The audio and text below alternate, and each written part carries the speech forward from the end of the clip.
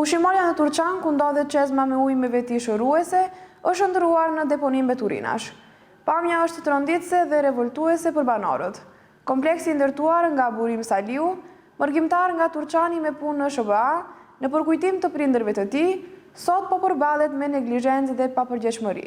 Banorët kërkojnë reagim urgjent nga inspektorët komunal dhe ndëshkim për keqbërësit.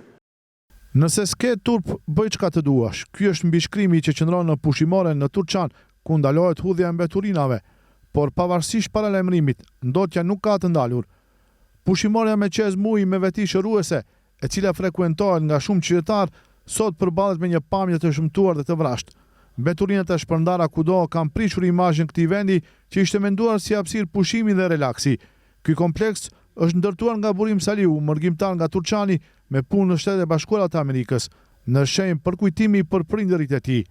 Një investim me vlerë emocionale dhe qytetare, që sot po përballet me mungesë respekti. Banorët e Turçanit shprehen të revoltuar dhe kërkojnë nga inspektorët komunal të dalin në teren për të evidentuar situatën dhe për të ndëshkuar keqbërësit.